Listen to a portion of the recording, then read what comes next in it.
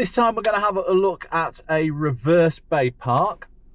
We're going to reverse into one of the bays on the right hand side, but the technique we're using, it would be the same if we were reversing into a bay on the left hand side as well. As with all the other maneuvers, we've got our 3 to 5 car length safety bubble that we're really watching all the time. So accuracy, observation and awareness are really, really important, as well as good control of the vehicle during this maneuver, as with all others. Reference point, well, I'll talk about a reference point when I do it, but you're looking to judge as much as you can when to turn to reverse into the bay. You will only ever, on a test, you will only ever be asked to do this particular maneuver in the test centre car park. Okay, so you'll get it at the beginning of the test, or you will get it right at the end.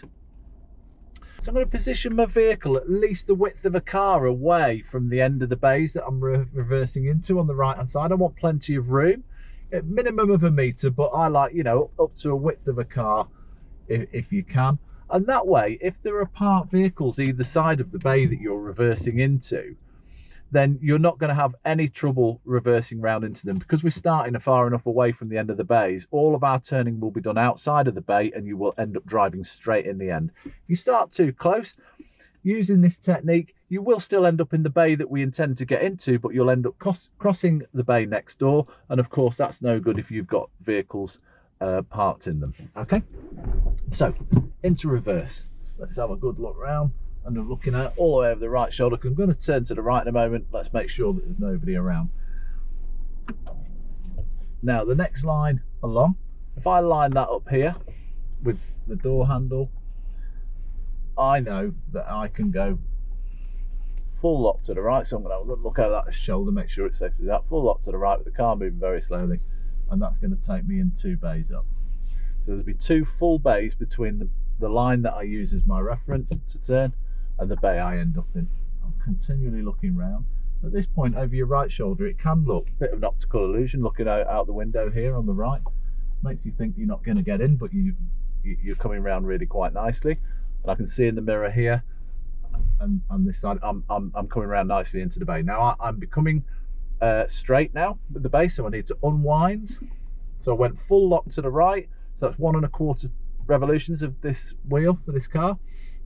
And so I've gone 1 1/4 to the back again as soon as I'm straight. Okay, I can see I'm straight with both there. So out the rear window as well, looking in either mirror and around, and looking out the back window. Remember, in a car park, you know, you could have pedestrians walking from anywhere, as well as vehicles and cyclists. So it's very important that we're completely aware of what's going on around our vehicles, so we can give way to them at any time. You know, let's think Tesco's on a Saturday afternoon. It's absolutely packed. People coming from everywhere, quite often young children around. So we need to know what's going on immediately around our vehicles so that it can give way.